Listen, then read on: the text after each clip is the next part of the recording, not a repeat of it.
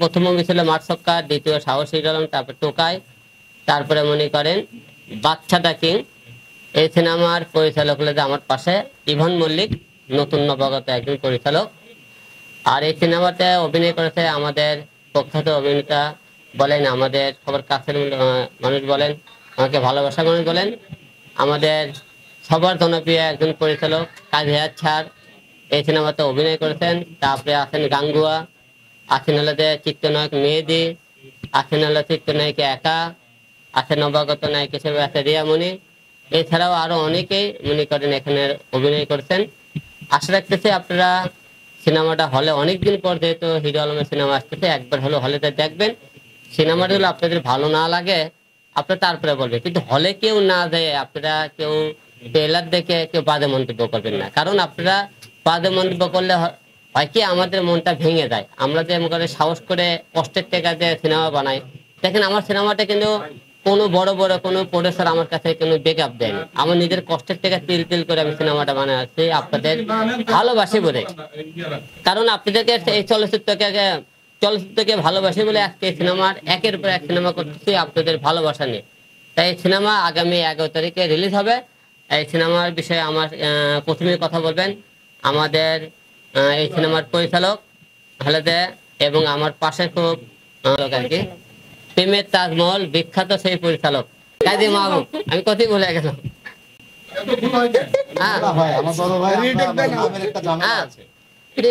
ভুল হতে পারে, ঠিক আছে।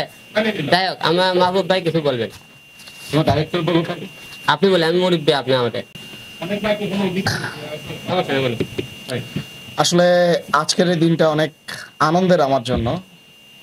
আর আজকে আমি অনেকটা মানে আপসেটও, কারণ এই দিনটার অপেক্ষায় ছিলাম অনেকদিন। এই জার্নিটা আমার ছোট না, অনেক। এর আগে আমি আরো ছবি শুরু করেছিলাম। এমনও হয়েছে যে আমি প্রায় 1 সপ্তাহ সিনেমা কঠোর পরিশ্রম করে নির্মাণ করছি। আমি ডিরেকশন দিয়েছি, সেই ছবি আমার নামে যায়নি। দেখা গেল যে ছবির 70% ছবি আমি শেষ করেছি। আমার ছবি শেষ করার পরে এমনও সিনেমা এখনো আছে, ইউটিউবেও আছে, তো যেই সিনেমার প্রায় 35টা সিকোয়েন্স আমার নিজের হাতে বানানো, কষ্ট করে বানানো। অথচ এমনও নামে গেছে যে ডিরেক্টর মনে করেন সেটে 3 দিনও যায়নি, তার নামে ছবি রিলিজ হয়েছে। এরপরে আরো কষ্ট করে আবার ছবি শুরু করি। আমি একটা সিনেমা বানানোর শখ ছিল আমার জীবনে, যে একটা ছবি বানাবো, এই জন্য আসছি। আবার সিনেমা শুরু করি, প্রযোজক 2-3 দিন কাজ করে প্রযোজক চলে যায়, অন্য ডিরেক্টরের সাথে লবিং হয়, এরকম হয়। আমি নিজে মানে হতাশ। প্রায় 2টা ছবি আমি শুরু করি, 2টা ছবি শেষ করতে পারি না, এরকম। তো এক পর্যায়ে অনেক আশা নিয়ে আলম ভাইয়ের কাছে আমি আসি, আমার জীবনের এই কষ্টের কথাগুলো বলি, যে ভাই মনে হয় যে আমার জীবনে আর কখনো ছবি বানানো হবে না। তো স্ক্রিপ্ট, এই গল্পের স্ক্রিপ্টটা আমার সাজানো ছিল, আমি ওনার সাথে শেয়ার করলাম। তো উনি বললো, ভাই এই গল্প কি আমাকে দিয়ে হবে?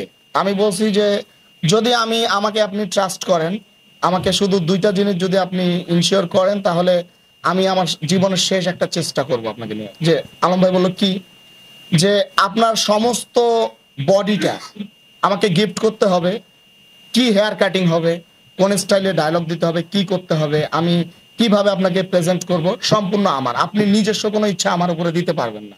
যদি এই ছবি মানে নির্মাণের পর আপনার মনে হয় যে না এই ছবিটা গ্রহণযোগ্য না, তা আমি প্রয়োজনে আমার জমি বিক্রি করে আপনাকে ক্ষতিপূরণ দিব, তা আমার ছবিটা আপনি ইয়ে করেন।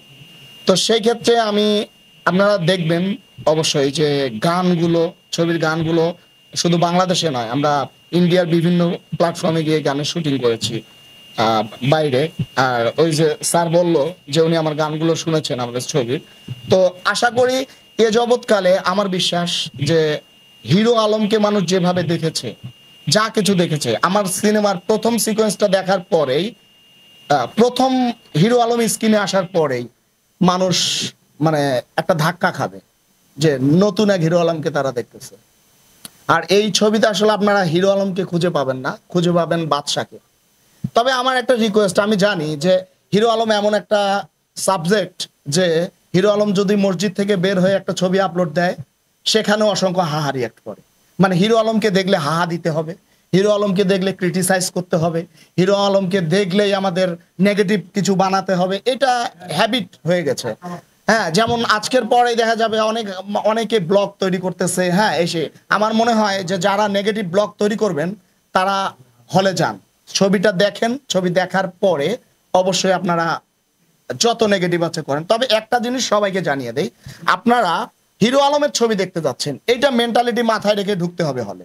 আপনি যদি হিরো আলমের ভিতরে শাহরুখ খানকে খুঁজেন, হিরো আলমের ভিতরে আপনি সাকিব খানকে খুঁজেন, তাহলে তো হবে না। আপনি হিরো আলমকে দেখতে ঢোকেন। হিরো আলম একটা হিরো আলম, হিরো আলম শাহরুখ খান না, হিরো আলম সাকিব খানও না, তাই কারোর সাথে কারো কম্পেয়ার করে না। আপনি হিরো আলমকে দেখতে যদি ঢোকেন তাহলে বুঝতে পারবেন যে ওনার কত ইমপ্রুভ হয়েছে।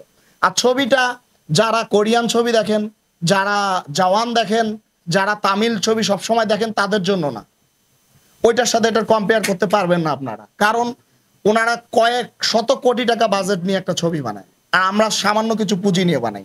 আমার বিশ্বাস আমাদের যারা মধ্যবিত্ত শ্রেণীর অডিয়েন্স আছে, যারা নিম্নবিত্ত শ্রেণীর অডিয়েন্স আছে, যেই অডিয়েন্সগুলো ছবি দেখা বাদ দিয়ে দিয়েছে, সেই অডিয়েন্সগুলো যদি আমার মনে হয় যে আপনারা যারা আমার এই ভিডিওটা দেখতেছেন বা আমার এই কথা শুনতেছেন, আপনারা বাবা মা ভাই বোন সবাই মিলে ছবিটা দেখতে আসেন, আমার বিশ্বাস আপনাদের ভালো লাগবে। যারা বাংলা সিনেমার দর্শক, বাংলা সিনেমা যারা দেখতে চান, বাংলা ছবি দেখার জন্য যদি আসেন, আমার বিশ্বাস যে এ জগৎকালে আলম ভাইয়ের যত কাজ হয়েছে, আমি বিশ্বাস করি আমার এই সৃষ্টিটা সর্বশ্রেষ্ঠ হবে ইনশাল্লাহ।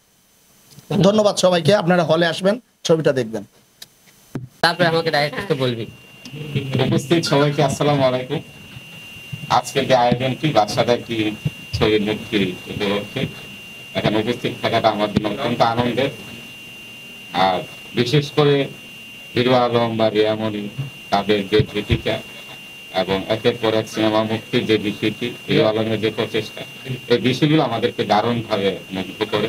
বাংলা সিনেমা নিয়ে আপনাদের একটা জানা আছে যে ধীরে ধীরে কিভাবে সিনেমা ইন্ডাস্ট্রিটা পিছিয়ে যাচ্ছে। আমরা যারা প্রযোজক আছি বা ছোট ছোট প্রযোজক আছি, আমরা কিন্তু সেভাবে প্রযোজনার ক্ষেত্রে আমাদের ভূমিকাটা নেই। তো এরকম একটা ইন্ডাস্ট্রিতে এত ছোট ছোট প্রযোজকদের মধ্যে যাদের ভূমিকা নেই, সেটাকে হিরো আলমের যে প্রযোজনা, অর্থ বিনিয়োগ করে ছবি তৈরি করার যে মানসিকতাটা, এটাও কিন্তু একটা দেশপ্রেমের পরিচয় এবং সংস্কৃতির জন্য সিনেমার প্রতি তার দেখতে এটারই বহিঃপ্রকাশ। এবং ছবির নামটাও কিন্তু অত্যন্ত চমৎকার, বাদশাটা কি। আর হিরো আলম তার যে সংগ্রামী যে জীবনটা, তার জীবনের শুরু থেকে আজকে যেখানে দাঁড়িয়ে আছে, পুরো বিষয়টি আপনারা সবাই অবগত, বাংলাদেশ অবগত।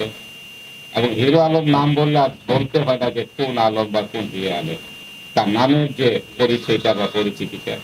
তো এই সিনেমার অনেক শুভকামনা মুক্তি উপলক্ষে। এবং এই ছবির পরিচালক ইভান মল্লিক, তার পরিচালিত সিনেমা আমি দেখেছি কিছু ফুটেজ, গান, ট্রেলার ইত্যাদি। আমার ভালো লাগছে, বিশেষ করে বাদশা যে টাইটেল সংটি। তো সবার জন্য আমার দোয়া রইল হিরো আলম, রিয়ামণি এবং পরিচালক এবং এই ছবির পুরো টিমের জন্য আমার অনেক অনেক শুভকামনা। অসংখ্য ধন্যবাদ ভাইকে। আর এখন আপনার সামনে দুইটি কথা বলবে এই সিনেমার নতুন একজন পরিচালক আমাদের ইভান মল্লিক ভাই। না, এখন একটা কথা বলি।